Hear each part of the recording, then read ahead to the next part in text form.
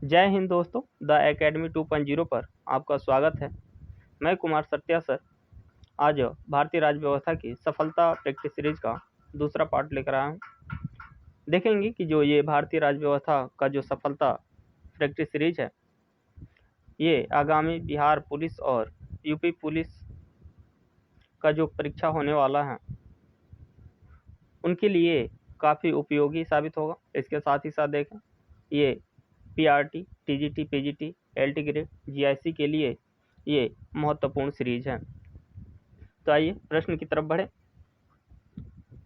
देखें, पहला प्रश्न है कि स्वतंत्र भारत के प्रथम कानून मंत्री कौन थे। चूंकि यहाँ बताना है कि स्वतंत्र भारत के प्रथम कानून मंत्री कौन थे। देखें, ऑप्शन ए है BN राव, ऑप्शन बी है doctor BR Ambedkar, option C है अब्दुल कलाम आज़ाद, ऑप्शन डी है जगजीवन राम।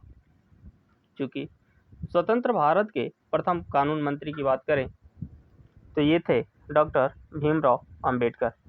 चूँकि जो डॉक्टर BR अम्बेडकर हैं ये प्रारूप समिति के अध्यक्ष थे। ये किसके अध्यक्ष थे? तो प्रारूप समिति के। इसका गठन कब हुआ था?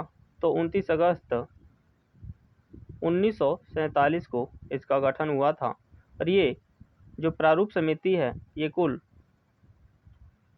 7 सदस्य थी, जिसमें एक अध्यक्ष प्लस 6 अन्य सदस्य शामिल थे। अगले प्रश्न की तरफ बढ़े तो अगला प्रश्न है, संविधान निर्मात्री परिषद के वैधानिक परामर्शदाता थे। संविधान निर्मात्री परिषद के वैधानिक परामर्शदाता थे। ऑप्शन ए है doctor BR Ambedkar, option B है doctor Rajendra Prasad, option C है BN राव और ऑप्शन डी है सरदार वल्लभ भाई पटेल। चूँकि संविधान निर्मात्री परिषद के अगर वैधानिक परामर्शदाता की बात करें तो वो थे BN राव। कौन थे? BN राव थे। चूँकि यहाँ देखें, जो सरदार पटेल हैं ये संविधान सभा के अध्यक्ष थे। ये क्या थे? संविधान सभा के अध्यक्ष। इसके साथ ये संचालन समिति के भी अध्यक्ष थे। संचालन समिति। इसके साथ साथ देखें, ये झंडा समिति के अध्यक्ष थे।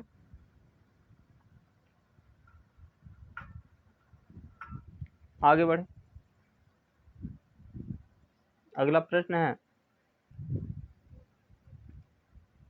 कि भारतीय संविधान का प्रारूप तैयार करने के लिए गठित प्रारूप समिति के अध्यक्ष कौन थे। ऑप्शन ए है doctor Rajendra Prasad, option B है doctor Bhimrao Ambedkar, option C है जवाहरलाल नेहरू, ऑप्शन डी है गोविंद बल्लभ पंत।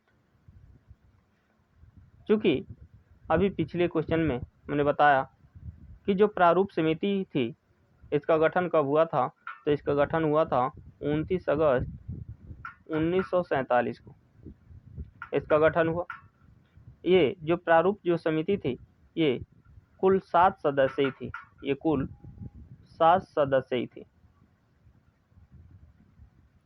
इसमें एक अध्यक्ष प्लस 6 अन्य सदस्य शामिल थे। जो इसके अध्यक्ष थे वो थे डॉक्टर भीमराव अंबेडकर। अर्थात यहाँ प्रारूप समिति के अध्यक्ष की बात करें तो कौन थे? तो डॉक्टर भीमराव अंबेडकर थे। यहीं जो जवाहरलाल नेहरू की बात करें तो ये संघ समिति के अध्यक्ष थे। ये किसके अध्यक्ष थे? तो संघ समिति के अध्यक्ष थे।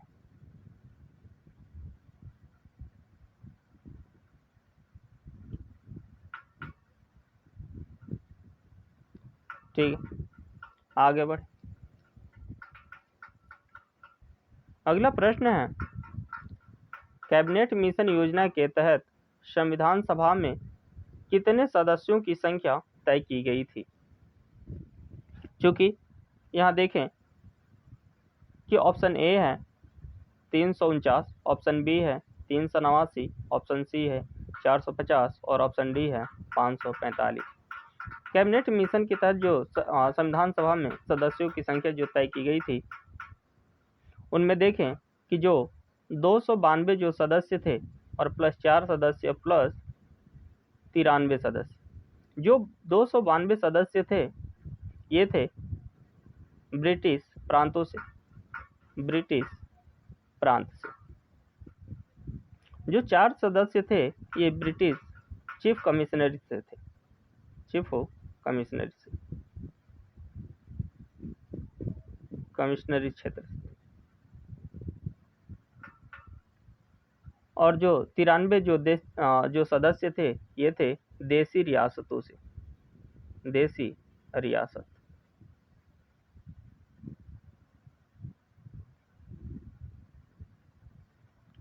इन सबको अगर ऐड करें तो कुल बनेंगे 389, अर्थात इसका जो राइट आंसर है वो कितना होगा 389। आगे बढ़ें, देखें अगला प्रश्न है कि कौन से अनुच्छेद के तहत भारतीय नागरिकों को 6 स्वतंत्रताएं प्रदान की गई हैं। ऑप्शन ए है अनुच्छेद 18, ऑप्शन बी है अनुच्छेद 29, ऑप्शन सी है अनुच्छेद 20 और ऑप्शन डी है अनुच्छेद 21। चूँकि अनुच्छेद 18 की बात करें तो अनुच्छेद 18 जो है ये उपाधियों की अंत की बात करता है। ये किसकी बात करता है? उपाधियों का अंत।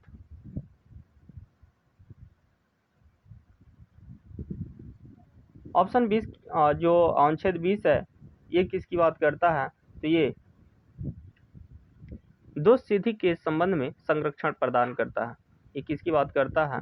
तो दोष सिद्धि के संबंध में संरक्षण, संबंध में संरक्षण। और अनुच्छेद 21 जो है ये प्राण एवं दैहिक स्वतंत्रता की बात करता है। ये किसकी बात करता है? ये बात करता है प्राण एवं दैहिक स्वतंत्रता।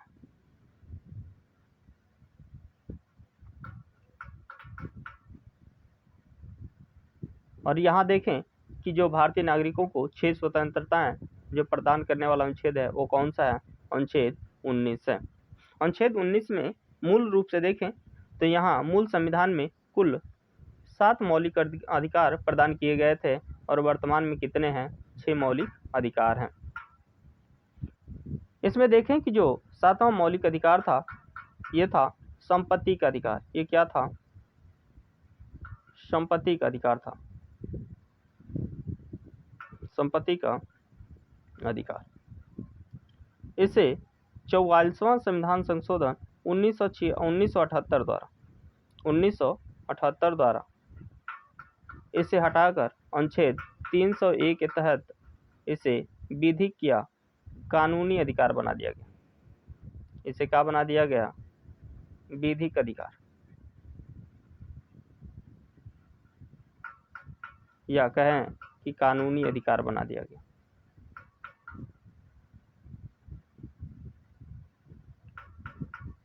और इस तरह से वर्तमान में 6 मौलिक अधिकार प्राप्त हैं या 6 प्रकार की स्वतंत्रताएं प्राप्त हैं।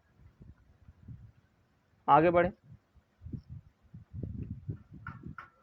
अगला प्रश्न है निम्न में से किस केस में यह निर्णय दिया गया कि उद्देश्य का संविधान का भाग नहीं है?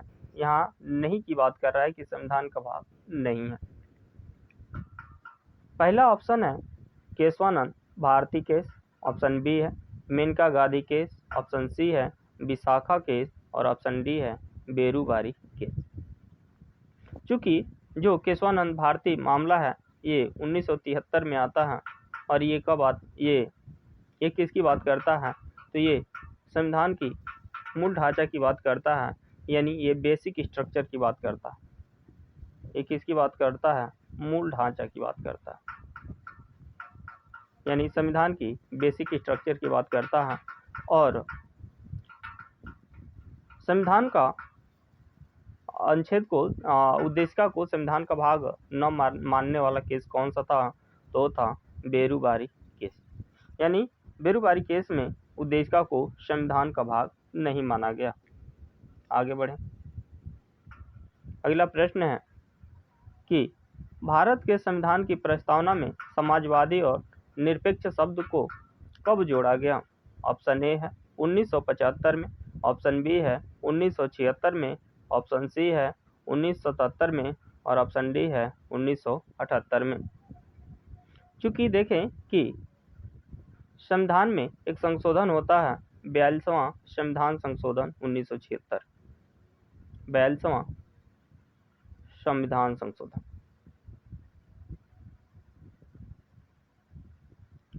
और जो 42वां संविधान संशोधन है, इसके तहत प्रस्तावना में 3 शब्द जोड़े जाते हैं। कितने शब्द जोड़े गए? 3 शब्द। पहला था समाजवादी, दूसरा है पंथ निरपेक्ष और तीसरा जो शब्द है वो है अखंडता। इन तीनों को प्रस्तावना में जोड़ा गया। इसके साथ ही साथ देखें कि जो मौलिक कर्तव्य है, मौलिक कर्तव्य को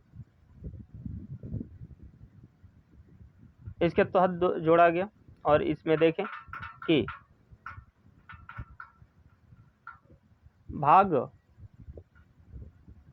4 का जोड़ा गया। इसमें मौलिक अधिकारों की बात की गई। अनुच्छेद की बात करें तो यहाँ अनुच्छेद 51 का जोड़ा गया, 51 का जोड़ा गया। इसी के तहत देखें कि शिक्षा को मौलिक अधिकार बना दिया गया 86वां संविधान संशोधन 2002 के तहत। और इसके तहत देखें कि एक अनुच्छेद जोड़ा गया, अनुच्छेद 21 से या 21 का। इस तरह से देखें कि प्रस्तावना में समाजवादी, धर्मनिरपेक्ष और अखंडता 3 शब्दों को जोड़ा गया था। और ये कब जोड़ा गया था? तो ऑप्शन बी है 1976 में। अगले प्रश्न की तरफ बढ़ें तो देखें। अगला प्रश्न है, जब भारतीय संविधान तैयार किया गया था तब संविधान की प्रस्तावना में भारत को क्या कहा गया था? ऑप्शन ए है संघ लोकतांत्रिक गणराज्य, ऑप्शन बी है संप्रभु लोकतांत्रिक गणराज्य, ऑप्शन सी है संप्रभु समाजवादी पंथ धर्मनिरपेक्ष लोकतांत्रिक गणराज्य और ऑप्शन डी है समाजवादी और धर्मनिरपेक्ष। चूंकि संविधान की बात करें तो संविधान के प्रस्तावना में संविधान भारत को संप्रभु लोकतांत्रिक और गणराज्य कहा गया, अर्थात यहाँ ऑप्शन नंबर बी इसका राइट आंसर होगा। चूंकि यहाँ देखें कि जो समाजवादी है और धर्मनिरपेक्ष है, इन दोनों को कब जोड़ा गया था? तो इन दोनों को जोड़ा गया था 42वां संविधान संशोधन 1976 द्वारा, 1976 द्वारा। जो 42वां संविधान संशोधन है, इसे मिनी कॉन्स्टिट्यूशन के नाम से जानते हैं। इसे किस नाम से जानते हैं? तो इसे मिनी कॉन्स्टिट्यूशन के नाम से जानते हैं, मिनी कॉन्स्टिट्यूशन। इसे मिनी कॉन्स्टिट्यूशन के नाम से जाना जाता है। आगे बढ़े, देखें। अगला प्रश्न है, हमारे संविधान में प्रिवी पर्सेस और देशी राज्यों के विशेष अधिकार का उन्मूलन किस संविधान संशोधन द्वारा किया गया था? यानी जो देशी रियासतें थीं उन्हें विशेषाधिकार दिया गया था प्रिवी पर्सेस के माध्यम से। तो देखें कि उन्हें किस संविधान संशोधन के द्वारा उन्हें समाप्त किया गया।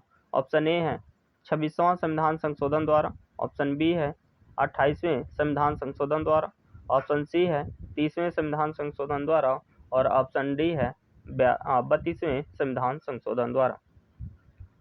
यहाँ देखें कि प्रीवी परसेस और देशी राज्यों के जो विशेषाधिकार हैं इनका उन्मूलन 26वें संविधान संशोधन 1971 के द्वारा किया गया था। कब किया गया? तो 26वें संविधान संशोधन 1971 द्वारा। अगले प्रश्न की तरफ बढ़े। अगला प्रश्न है, भारत ने गोवा को पुर्तगालियों के कब्जे से कब मुक्त कराया? तो यहाँ देखें कि भारत है ये गोवा को पुर्तगालियों से कब मुक्त कराया? ऑप्शन ए है 1961 में, ऑप्शन बी है 1960 में, ऑप्शन सी है 1963 में और ऑप्शन डी है 1965 में। पुर्तगालियों से भारत ने गोवा को कब आज़ाद कराया, कब मुक्त कराया? तो 1961 में। अगले प्रश्न की तरफ बढ़ें। अगला प्रश्न है, भारत के संविधान में प्रथम संशोधन कब किया गया? ऑप्शन ए है 1951 में, ऑप्शन बी है 1950 में, ऑप्शन सी है 1958 में और ऑप्शन डी है 1968 में। जो पहला संशोधन था ये किससे संबंधित था? तो ये भूमि सुधार से संबंधित था। किससे संबंधित था? भूमि सुधार से। और ये कब किया गया था? तो ये 1951 में किया गया था। अर्थात प्रथम संविधान संशोधन कब किया गया? 1951 में किया गया। अगले प्रश्न की तरफ बढ़े। तो अगला प्रश्न है, भारतीय संविधान के किस संशोधन द्वारा धर्मनिरपेक्ष शब्द को जोड़ा गया? अनुच्छेद 1 है 61वां, ऑप्शन बी है 62वां, ऑप्शन सी है 42वां और ऑप्शन सी है 42वां और ऑप्शन डी है 91वां संविधान संशोधन। धर्मनिरपेक्ष या पंथ निरपेक्ष शब्द की बात करें तो इसे प्रस्तावना में जोड़ा गया। कहाँ जोड़ा गया इसे? प्रस्तावना में। प्रस्तावना में 3 शब्द जोड़े गए थे, समाजवादी, पंथ निरपेक्ष और एक है अखंडता। ये 3 शब्दों को जोड़ा गया था और ये कब जोड़ा गया था? तो 1976 में जोड़ा गया था। और इसके लिए कौन सा संशोधन करना पड़ा था? तो इसके लिए 42वां संविधान संशोधन किया गया था 1976 में। आगे बढ़े। अगला प्रश्न है, भारतीय संविधान की दार्शनिक आधार भूमि है, यानी भारतीय संविधान की दार्शनिक आधार भूमि क्या है? ऑप्शन ए है राज्य के नीति निर्देशक तत्व, ऑप्शन बी है मौलिक अधिकार, ऑप्शन सी है संघीय संरचना और ऑप्शन डी है प्रस्तावना। चूंकि भारतीय संविधान की दार्शनिक आधार भूमि की बात करें तो भारतीय संविधान की जो दार्शनिक आधार भूमि है किसे कहा जाता है? तो प्रस्तावना कहा जाता है। और प्रस्तावना को संविधान की आत्मा के नाम से जानते हैं। इसे क्या कहा जाता है? संविधान की आत्मा। संविधान की आत्मा। मौलिक अधिकार में देखें तो जो अनुच्छेद 19 है, अनुच्छेद 19, इसे JL नेहरू यानी जवाहरलाल नेहरू ने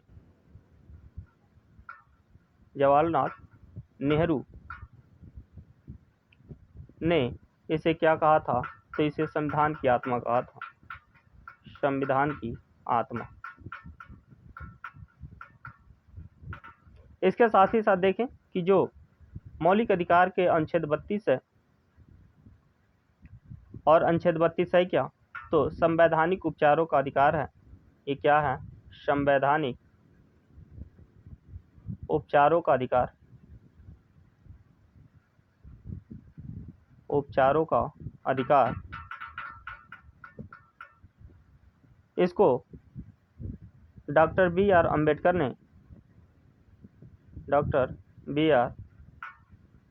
अम्बेडकर ने संविधान की आत्मा कहा। संविधान की आत्मा कहा। यहाँ देखें कि भारतीय संविधान के दार्शनिक आधार भूमि किसे माना जाता है? तो इसके लिए जो राइट आंसर है ऑप्शन नंबर डी है, प्रस्तावना।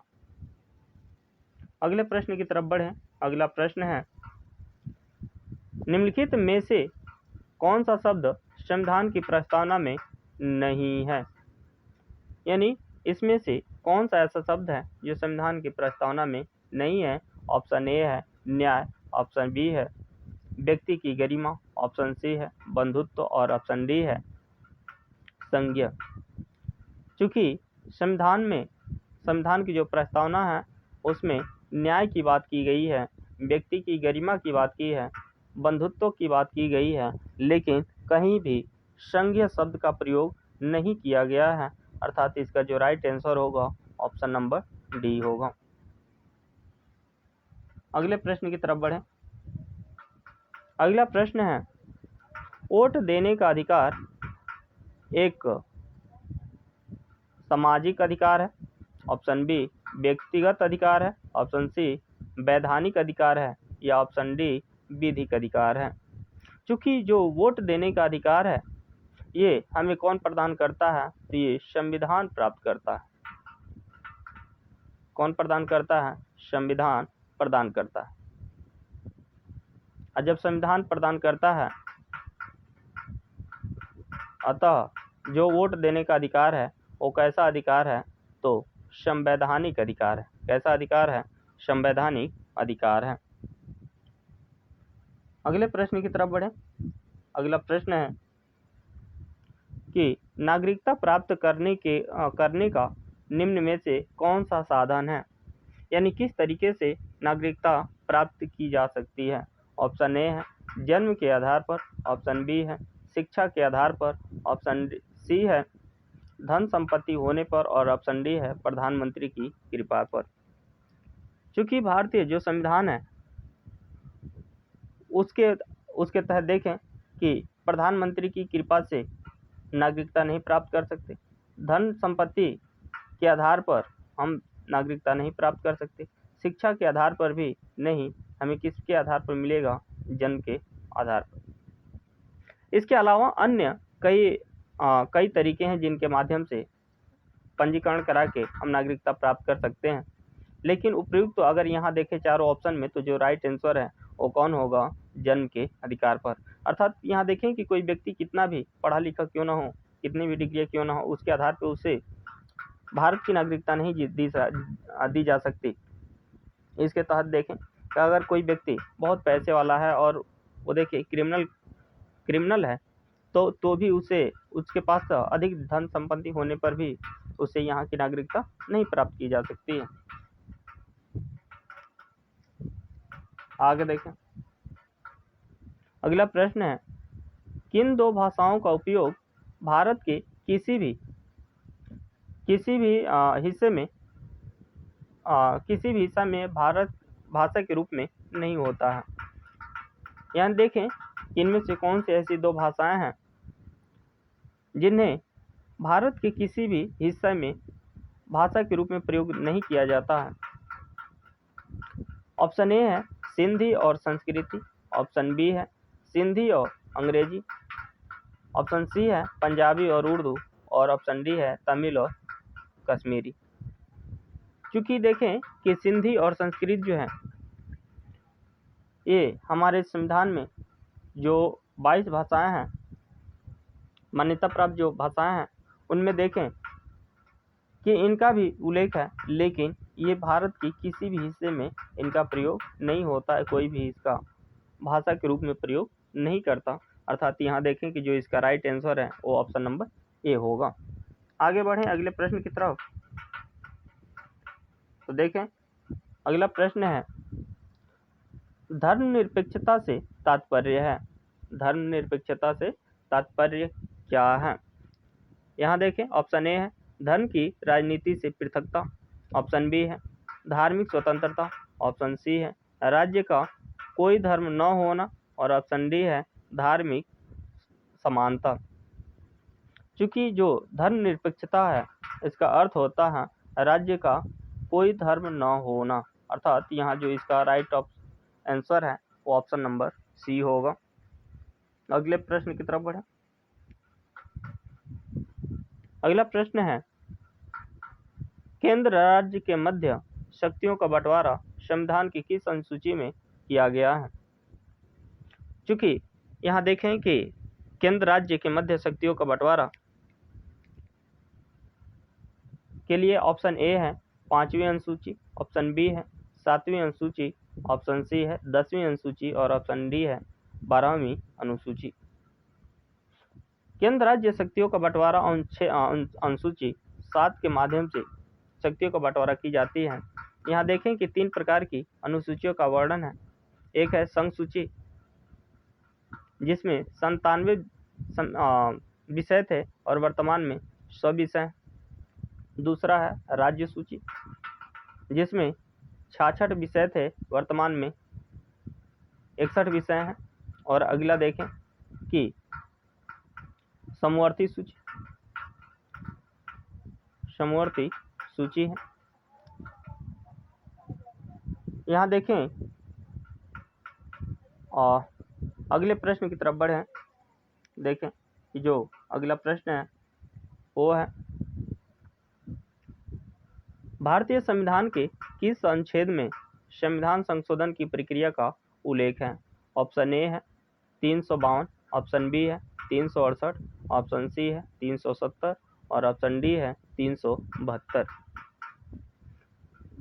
चूंकि भारत में संविधान संशोधन की जो प्रक्रिया का उल्लेख है किस अनुच्छेद में है, तो देखें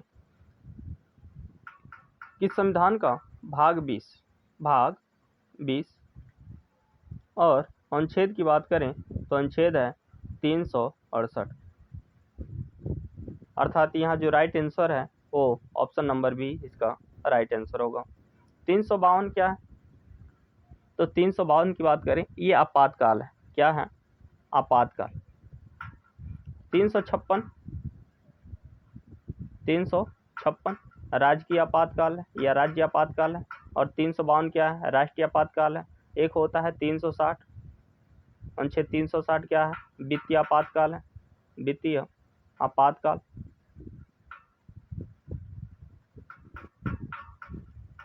अगले प्रश्न की तरफ बढ़े। देखें अगला प्रश्न है भारतीय संविधान में अनुच्छेदों की संख्या कितनी है। ऑप्शन ए है 345, ऑप्शन बी है 392, ऑप्शन सी है 546 और ऑप्शन डी है 395। चूंकि देखें कि भारत में अगर वर्तमान में देखें कि कुल अनुच्छेदों की संख्या कितनी है, तो वो 450 से प्लस हैं। 450 से क्या है? प्लस है। लेकिन जो ये अनुच्छेद हैं ये बढ़े कैसे हैं? जैसे 21 क है, 51 क है, ऐसे 243 है। 243 में क से क ख ग करके ज़्यादा है। तो इस तरह से जो अनुच्छेद हैं इनको काउंट किया जाता है तो कितना हो जाएंगे? तो ये 450 से प्लस हो जाएंगे। लेकिन यहाँ देखें कि अगर मूल रूप से अगर इन अनुच्छेदों को देखें तो ये अभी नंबरिंग में सेम है। अर्थात यहाँ पर ऑप्शन नंबर डी इसका राइट आंसर होगा, अनुच्छेद 395। यानी भारतीय संविधान में अनुच्छेदों की संख्या कितनी है? तो 395। अगले प्रश्न की तरफ बढ़ें। अगला प्रश्न है भारतीय संविधान की निर्मात्री परिषद की प्रथम बैठक कब हुई थी। ऑप्शन ए है 9 दिसंबर 1942 को, ऑप्शन बी है 26 जनवरी 1950 को, ऑप्शन सी है 15 अगस्त 1947 को और ऑप्शन डी है 9 दिसंबर 1946 को। चूँकि जो संविधान निर्मात्री परिषद थी इसकी जो प्रथम बैठक की बात करें तो हुई थी 9 दिसंबर 1946 को। इस 9 दिसंबर 1946 के प्रथम बैठक में सच्चिदानंद सिन्हा को प्रथम अस्थायी अध्यक्ष चुना गया। सच्चिदानंद सिन्हा, इन्हें क्या चुना गया? तो प्रथम अस्थायी अध्यक्ष चुना गया था। प्रथम जो बैठक हुई थी इसका मुस्लिम लीग ने बहिष्कार किया था। इसका मुस्लिम लीग ने क्या किया था? बहिष्कार किया था।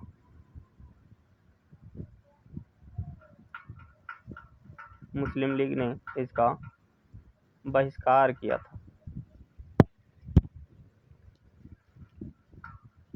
15 अगस्त 1947 की बात करें तो ये 15 अगस्त 1947 को हम आज़ाद हुए थे, यानी भारत आज़ाद हुआ था।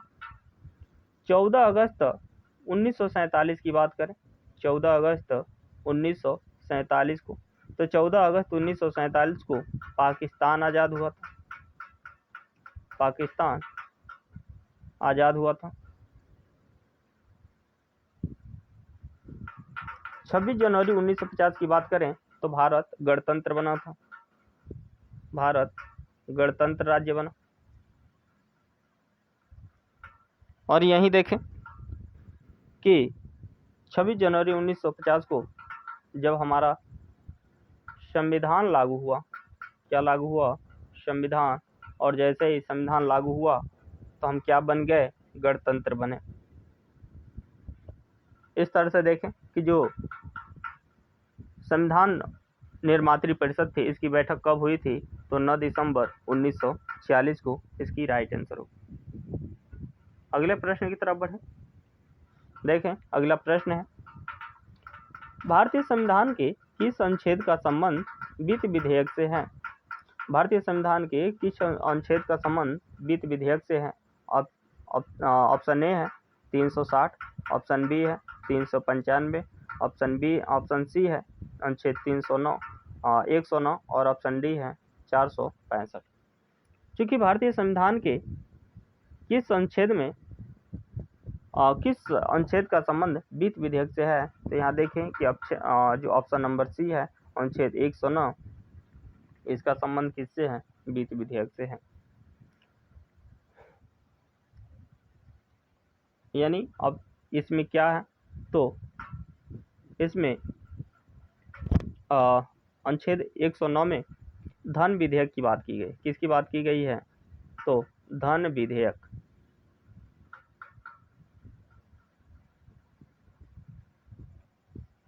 अगले प्रश्न की तरफ बढ़ें।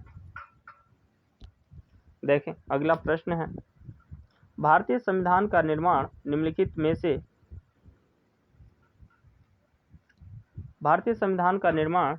में से किसने किया था?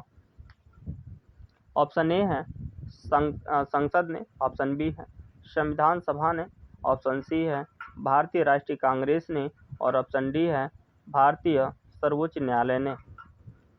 चूंकि देखें कि भारतीय संविधान का निर्माण के लिए संविधान सभा बना था और इस संविधान सभा के द्वारा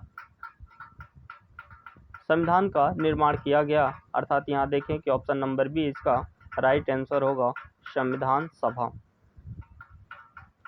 अगले प्रश्न की तरफ बढ़ें।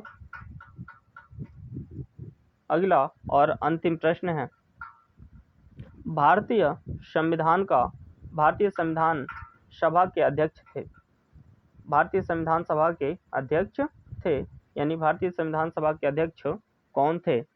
ऑप्शन ए है doctor Rajendra Prasad, option B है इंदिरा गांधी, ऑप्शन सी है महात्मा गांधी, ऑप्शन डी है डॉक्टर भीमराव अंबेडकर। भारतीय संविधान सभा के अध्यक्ष का जो चुनाव है ये कब हुआ? तो 11 दिसंबर 1946 को। और ये जब चुनाव हुआ तो ये अस्थाई अध्यक्ष चुना गया। किसको चुना गया? अस्थाई अध्यक्ष। 9 दिसंबर 1946 को संविधान सभा की बैठक हुई जिसमें अस्थाई अध्यक्ष चुना गया। अस्थाई अध्यक्ष। और इस अस्थाई अध्यक्ष की बात करें तो ये कौन थे? तो सच्चिदानंद सिन्हा थे। सच्चिदानंद सिन्हा। और अस्थाई अध्यक्ष की बात करें तो ये कौन चुने गए? तो डॉक्टर राजेंद्र प्रसाद को चुना गया। डॉक्टर राजेंद्र प्रसाद। इनका चुनाव कब हुआ? तो 11 दिसंबर 1946 को ये संविधान सभा के अध्यक्ष चुने गए। तो संविधान सभा के अध्यक्ष कौन थे? तो थे डॉक्टर राजेंद्र प्रसाद। डॉक्टर भीमराव अंबेडकर की बात करें तो ये प्रारूप समिति के अध्यक्ष थे। किसके अध्यक्ष थे? तो ये प्रारूप समिति के अध्यक्ष थे। प्रारूप समिति के अध्यक्ष थे।